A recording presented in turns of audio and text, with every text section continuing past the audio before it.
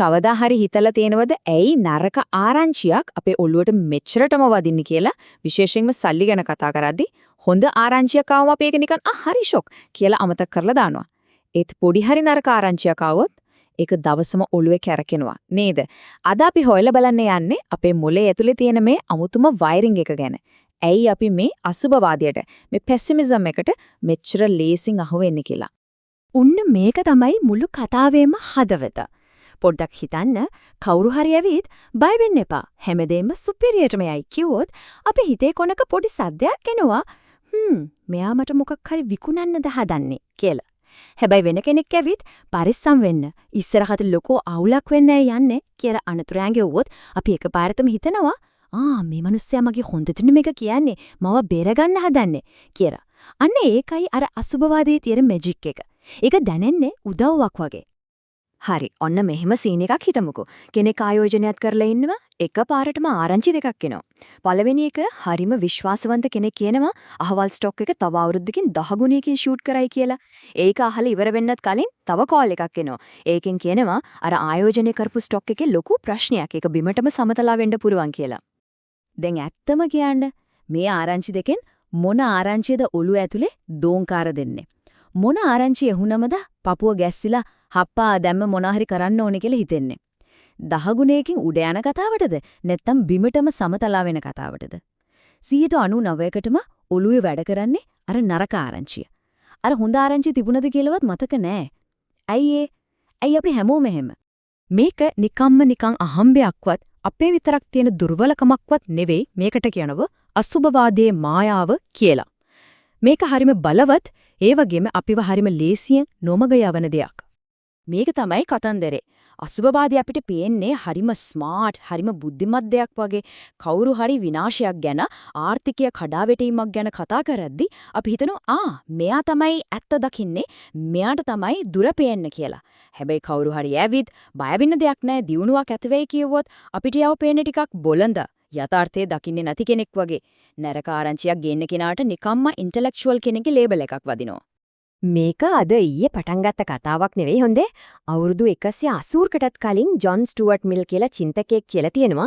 හැමෝම හොඳක් බලාපොරොත්තු වෙන වෙලාවක නෑ මේක හරියන්නේ නෑ කියන මිනිස්සයව සමාජයේ දකින්නේ මහා ඍෂිවරයෙක් වගේ කියලා.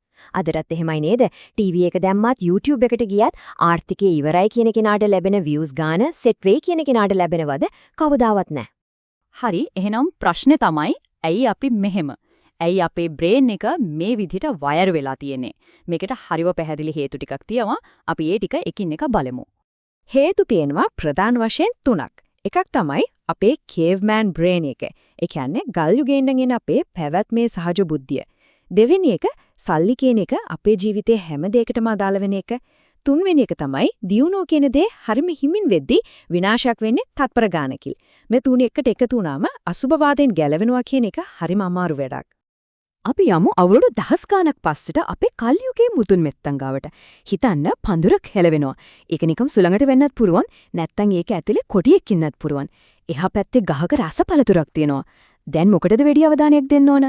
පළතුරු මිස්සුනාට මැරෙන්නේ නැහැ. හැබැයි කොටියව මිස්සුනොත් කතාව ඉවරයි. අන්නේ survival software එක තමයි අදටත් අපේ ඔළුව දුවන්නේ. පාඩුවක්, තර්ජනයක් කියන දෙයට අපේ මොලේ දෙන අවධානය ලාභයකට කවදාවත් දෙන්නේ නැහැ. දෙවැනි කාරණාව තමයි සල්ලි හැමෝටම අදාළයි. වෙන ඕනෙම ප්‍රශ්නයක් වගේ නෙවෙයි.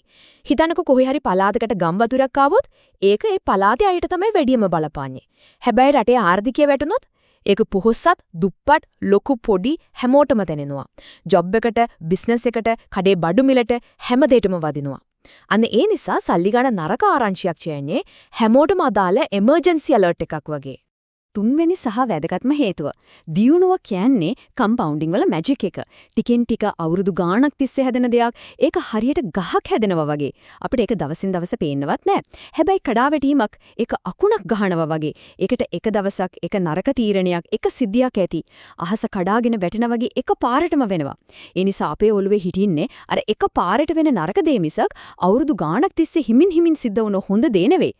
හරි. මෙච්චර වෙලා අපි කතා කළේ ඇයි අපි නරක දේවල් වලට ඇදිලා යන්නේ කියලානේ. හැබැයි මේ නිසා අපිට මං අරින ලෝකේ තියෙන ලොකුම පුදුම සහගත දේවල් තියෙනවා. අපි නොදකින්න ආශ්චර්යයන්. ඔන්න බලන්න මේ නම්බර 1. ඍණ 70.0ක් මොකද්ද මේ? කොටස් වෙළඳපොළ කඩා වැටීමක්ද? මොකක් හරි බිස්නස් එකක පාඩුවක්ද? නෑ. මේක ඊට වඩා ගොඩක් ලොකු දෙයක්.